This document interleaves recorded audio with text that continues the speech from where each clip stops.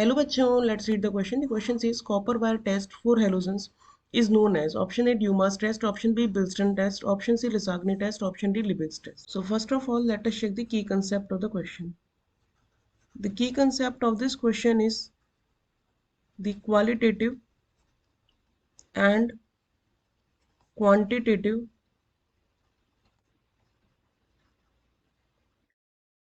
analysis of organic compound.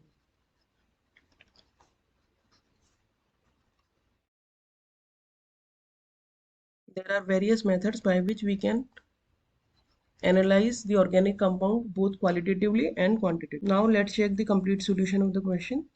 First of all, let's talk about Dumas method or Dumas test. This method is used for the quantitative determination, that means for the determination of amount of nitrogen present in organic compounds.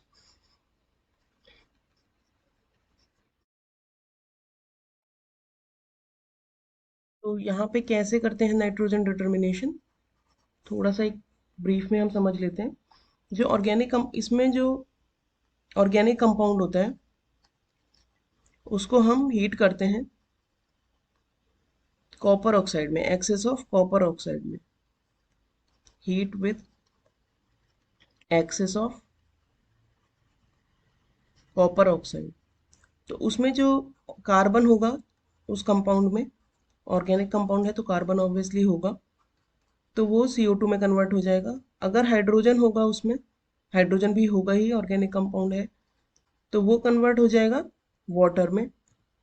और अगर nitrogen है, क्योंकि हम nitrogen determine कर रहे हैं इससे, तो नाइट्रोजन अगर है ऑर्गेनिक कंपाउंड में, तो वो जो नाइट्रोजन है ऑर्गेनिक कंपाउंड की, वो रिएक्ट करेगी कॉपर से और N2 बनाएगी और ऑक्साइड ऑफ नाइट्रोजन बनाएगी। अब जो ऑक्साइड ऑफ नाइट्रोजन होंगे ये कॉपर से रिएक्ट करके फिर से और नाइट्रोजन बना सकते हैं और CuO बन जाएगा।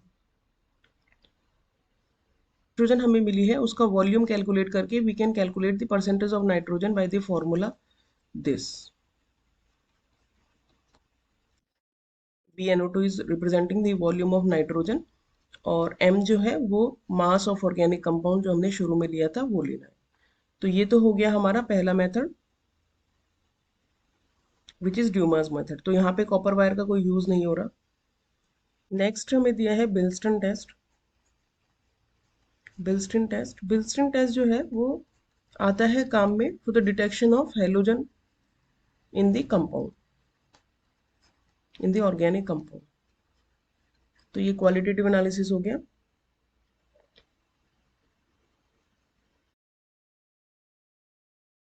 ये इस टेस्ट में क्या करते हैं कि कॉपर वायर का एक पीस लेते हैं हम और उसको स्ट्रांगली हीट करते हैं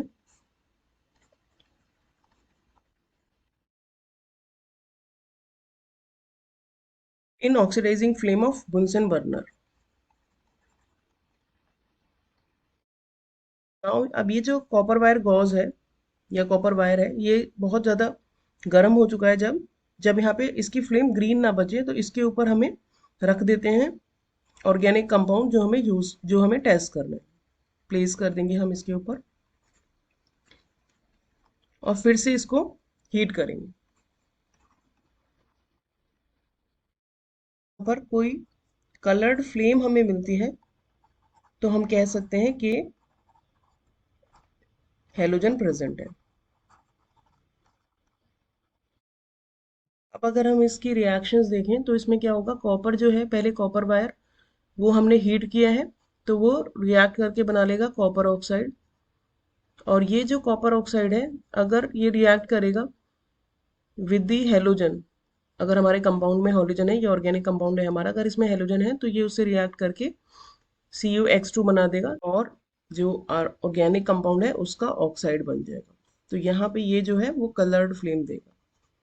तो इसकी वजह से हम डिटेक्ट कर सकते हैं कि हेलोजन इज प्रेजेंट। बट ये जो टेस्ट है इसकी एक लिमिटेशन है।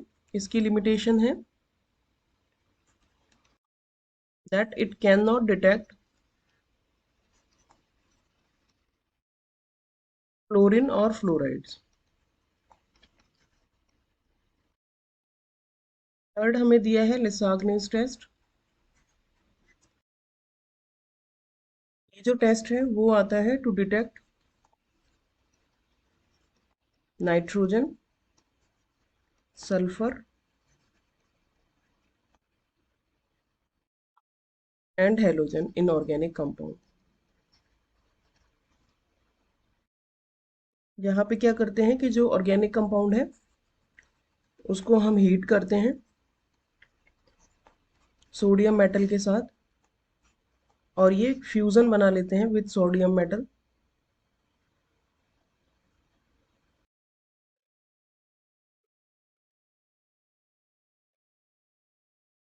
जैसे कि अगर कार्बन और नाइट्रोजन दोनों प्रेजेंट है तो वो इसके साथ फ्यूज करके सोडियम के साथ NaCN बना लेंगे। तो ये कन्वर्ट हो गए अपने आयंस में, आयनिक कंपाउंड में। अब हम इन्हें वेरियस टेस्ट के थ्रू आइडेंटिफाई कर सकते हैं। लास्ट में हमें दिया है लिबिग्स मेथड और लिबिग्स टेस्ट। तो इसकी अगर हम बात करें तो ये जो है काम में आता है to estimate the amount of carbon and hydrogen in the organic compound. तो बेसिकली ये भी क्वांटिटेटिव एनालिसिस हो गया। तो दो हमारे यहाँ पे क्वांटिटेटिव एनालिसिस है और दो हैं क्वालिटेटिव एनालिसिस। यहाँ पे क्या करते हैं कि एक ऑर्गेनिक कंपाउंड लेते हैं और उसका मास हमें पता होना चाहिए कि कितना हमने ऑर्गेनिक कंपाउंड वे करके, मतलब हम ऑर्गेनिक कंपाउंड को लेंगे, फिर हम उसको हीट करेंगे in presence of pure oxygen. अब अगर हम ऑर्गेनिक कंपाउंड को हीट करेंगे तो क्या होगा कि जो कार्बन है उसमें वो रिएक्ट करेगी ऑक्सीजन से और कार्बन डाइऑक्साइड बना लेगी, और लाइकवाइज जो हाइड्रोजन है वो भी रिएक्ट करेगी जो ऑक्सीजन है उससे और वाटर बना लेगी। अब यहाँ पे जो कार्बन डाइऑक्साइड है और वाटर है उनका हम मास मेजर करके हम percentage of carbon and hydrogen निकाल सकते हैं।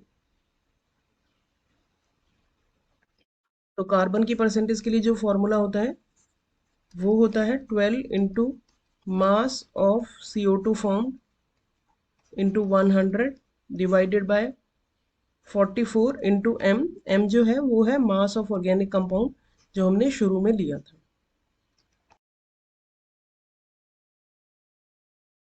ऐसे ही हम परसेंटेज ऑफ हाइड्रोजन निकाल सकते हैं। उसके लिए फॉर्मूला होता है 2 into mass of water form into 100 divided by 18। 18 water का मास होता है इसलिए लिया है, into M, that means mass of organic compound. तो ये हमारे सारे मेथड्स हो गए जितने भी दिए हैं। इनमें से हमारा जो जिसमें कॉपर वायर यूज हो रहा है वो है बिल्स्टन टेस्ट। तो हमारा करेक्ट आंसर हो गया option B. Hope you understood the solution well. Thank you.